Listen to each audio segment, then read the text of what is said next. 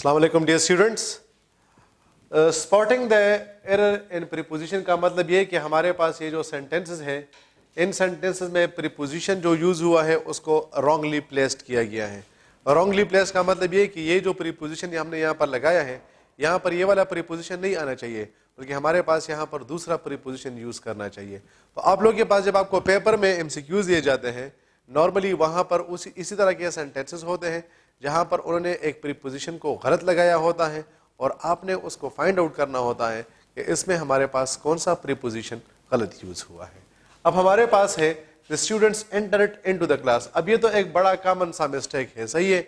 हम हमेशा क्या करते हैं कि जब भी हम कहते हैं कि he entered into his room या the teacher is going to enter into the class, ये हमारे पास गलत होगा, क्योंकि हमारे पास जब एंटर आता है ये हमारे पास वो वर्ड है जिसके बाद हम जीरो प्रीपोजिशन लगाते हैं।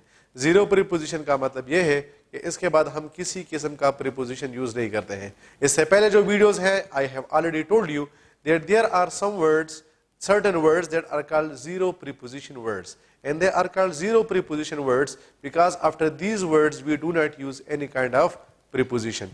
क्योंकि इनके बाद जो है वो preposition यूज नहीं होता, इस वजह से हम इसे zero preposition यूज कहते हैं। तो हमारे पास है the students entered the class, enter the class क्या होगा? गलत होगा। फिर हमारे पास है she was married with her cousin। तो married के बाद हमारे पास with नहीं आता, बल्कि इसके बाद हम क्या करते हैं? to लगाते हैं।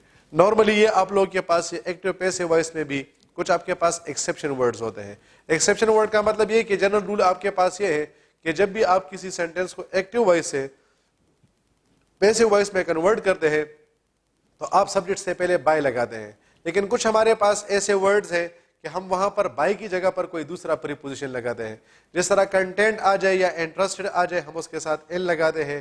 कवर्ड के साथ हम विद लगाते हैं। एस्टोनिश के साथ हम एट लगाते हैं। इसी तरह मेरिड के साथ हम बाय नहीं लगाते, बल्कि हम उसके साथ टू लगाते हैं। तो हम कहते हैं कि she was married to her cousin. अगर हम कहते हैं कि विद हर कजन, तो ये हमारे पास गलत बन जाएगा। एमसीक्यूज नंबर 3, ही इज वर्दी फॉर रेस्पेक्ट। फॉर रेस्पेक्ट हमारे पास गलत होगा, वर्दी ऑफ होता है, किसी चीज के काबिल, सही है। So he is worthy of respect, वो रेस्पेक्ट के यानी एहतराम के क्या है, वो इसके काबिल है या वो इसको क्या करते हैं? डिजर्व करते हैं। तो जब कोई बंदा किसी चीज को डिजर्व करता है तो हम उसके साथ क्या लगाते हैं? हम उसके साथ जो है वो ऑफ लगाते हैं। अच्छा, the letter was put on the wall, ये गलत होगा। क्यों? यहां पर ऑन नहीं आएगा, बल्कि यहां पर हमारे पास क्या आएगा? अगेंस्ट आएगा। अब अगेंस्ट कब आता है या कैसे आता है? देखिए, जब आपके पास एक चीज होती है और आप उसको जो है क्या करते हैं? दूसरे चीज के साथ लगा लेते हैं और उस दूसरे चीज पे उसका प्रेशर आ रहा है, प्रेशर, तो फिर आप उसके साथ क्या करेंगे? फिर आप उसके साथ जो है वो अगेंस्ट लगाएंगे। फॉर एग्जाम्पल, हम कहते हैं कि the dog was rubbing its nose dash my hand. अब आप खुद सोचे कि अगर वो आपके हैंड पे जो है वो अपने नोज को रब कर रहा है तो क्या वो प्रेशर एग्जर्ट करेगा कि नहीं करेगा? बिल्कुल जी, वो उस पे जो है वो प्रेशर एग्जर्ट करेगा। तो जब वो उस पे प्रेशर एग्जर्ट करेगा तो फिर आपके पास क्या आ जाएगा? फिर आपके लिए ये जरूरी है कि आप उसके साथ क्या लगाए? अगेंस्ट लगाए। तो यहां पर भी हमारे पास क्या आएगा?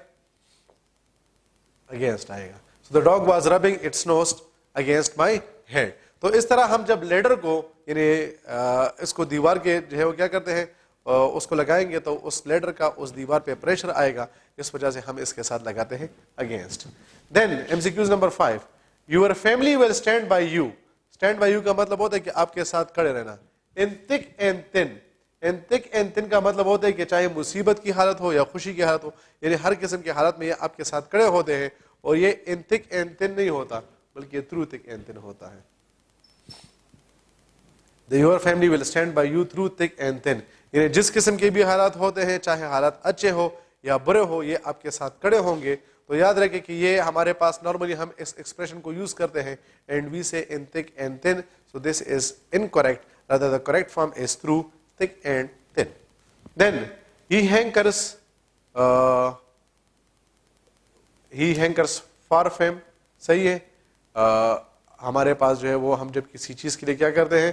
किसी चीज के पीछे जो है वो बहुत ज्यादा क्या करते हैं? बिल्कुल दिली ख्वाहिश रखना और उसके जो है वो उसके पीछे जो है वो पागल होना, تو ہم اس کے لیے کیا کرتے ہیں, ہم اس کے لیے کہتے ہیں hanker for something. Then the king ruled on, اچھا یہ رول اس کے بعد آن بھی آتا ہے اور اس کے بعد جو ہے وہ اور بھی آتا ہے. اگر ہمارے پاس پرسن ہو, صحیح ہے, سوری, اگر ہمارے پاس جو ہے وہ ایریا آ جائے, ایریا, تو پھر ہم اس کے ساتھ کیا کرتے ہیں, ہم اس کے ساتھ جو ہے وہ اوور لگاتے ہیں.